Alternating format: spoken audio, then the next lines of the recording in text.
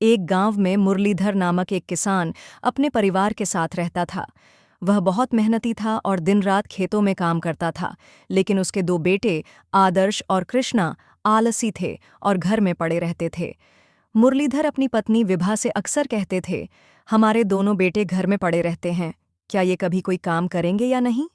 विभा दुखी होते हुए कहती, आप काम की बात कर रहे हो, ये तो खाने के अलावा उठकर बैठते भी नहीं हैं, दिन भर बिस्तर पर लेटकर सोते रहते हैं।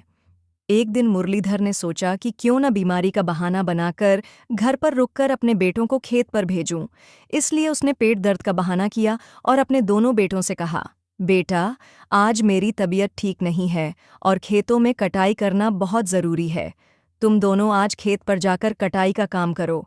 आदर्श ने कहा, पिताजी, आप चिंता न करें, हम दोनों अभी जाकर कटाई शुरू कर देते हैं। मुरलीधर बहुत खुश हुआ और जल्दी से अपने बेटों को काम समझाकर खेत पर भेज दिया। उनके जाने के बाद मुरलीधर ने अपनी पत्नी विभा से कहा, तुम तो बेकार ही इन्हें आलसी कहती रहती हो। देखो, आज मेरे दोनों बेटे जाकर खेत काटेंगे और मेहनत करेंगे। यह सुनकर विभा हंसने लगी। फिर उसने अपनी हंसी रोककर कहा, आपसे ज्यादा मैं अपने बेटों को जानती हूँ। आप कल जाकर देखना, वे दोनों एक तिनका भी नहीं काटेंगे। शाम को दोनों बेटे वापस आ जाते हैं।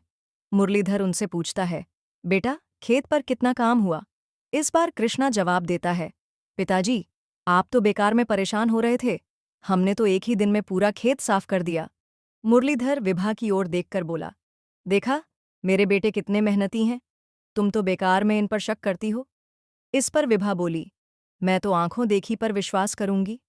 अगले दिन मुरलीधर खेत पर पहुंच जाता है। उसका पूरा खेत कट चुका था। वह बहुत खुश हुआ और उसने अपने दोनों बेटों से कहा, तुमने बहुत अच्छा काम किया है, लेकिन तुमने एक ही दिन में इतना काम कैसे कर लिया? इसमें तो कम से कम 10 दिन लगते। तभी आदर्श बोला, पिताजी, हमने आसपास के गांव वालों को बुलाया और कहा, इस पूरे खेत को एक दिन में काट दो। उन्होंने पूरा खेत एक दिन में काट दिया।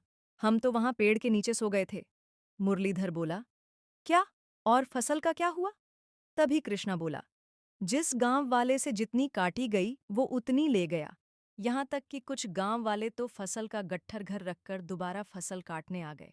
देखते ही देखते पूरा खेत कट गया। यह सुनकर मुरलीधर ने अपना सिर पकड़ लिया। हे भगवान, तुम दोनों ने पूरे साल की मेहनत एक दिन में मिट्टी में मिला दी। इससे तो तुम दोनों घर पर ही रहते। यह देखकर विभा बोली, अब हम पूरे साल अपना पालन पोषण कैसे करेंगे? इन मूर्खों ने तो हमें कहीं का नहीं छोड़ा। मुरलीधर को कुछ समझ नहीं आ रहा था कि क्या करे। वह निराश होकर घर आ गया। आदर्श ने घर आकर कहा, पिताजी, आपने खेत काटने के लिए कहा था। आपने यह नहीं कहा था कि फसल को घर लाना है।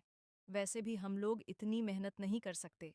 अगले दिन मुरलीधर ने कहा, तुम दोनों को यह घर छोड़कर जाना होगा।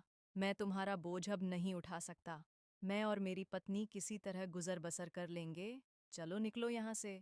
दोनों पूरे दिन भूखे प्यासे गांव में भटकते रहते हैं।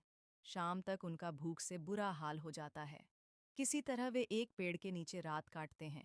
अगले दिन वे दोनों एक बनिए के खेत पर पहुंच जाते हैं। आदर्श बनिए से कहता है, सेठ ही हमें कुछ खाने को दे दीजिए, बदले में आप जो भी काम कहेंगे हम कर देंगे। सेठ उन दोनों को खाना खिला देता है। बदले में पूरे दिन उनसे मजदूरी करवाता है।